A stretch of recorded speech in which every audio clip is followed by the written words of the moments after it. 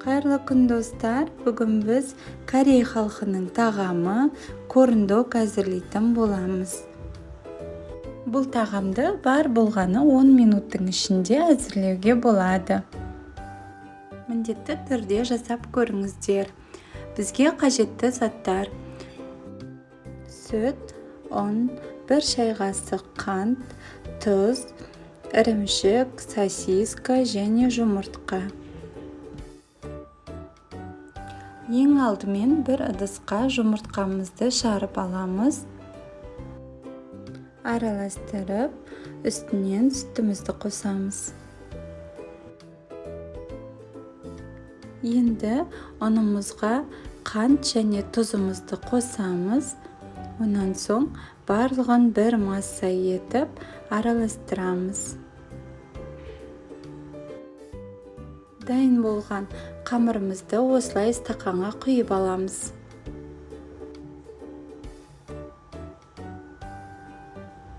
Сосискаларымызды 6 сосисканы ортасынан бөліп 12 штук етіп жасаймыз. Ірімшігімізді жіңішке 4 бұрышты етіп, оны да 12 штук қылып тураймыз.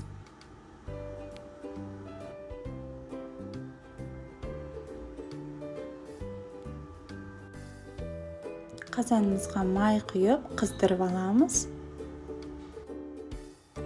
Енді корндокты жинаймыз. Сыр, онан соң сосисканы саламын. Қалауларыңызша жасайсыздар.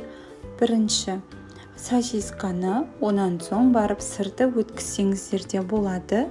Қатты айырмашылық жоқ.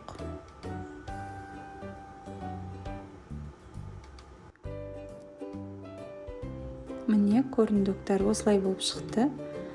Енді қызып тұрған майға осы корндоктарымызды қамырға батырып алып, пісіретін боламыз.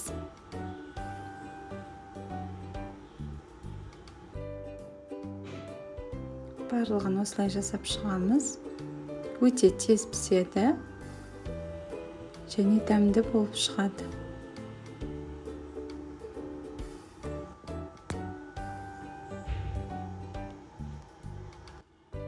Міне, біздің корндоктарымыз дайын болды. Өздеріңіз көргендей, өте тез дайындалады. 10 минуттың ішінде менің корндоктарым дайын болды. Менің каналыма тіркеліп, лайк басып, пікір қалдыруды ұмытпаңыздар.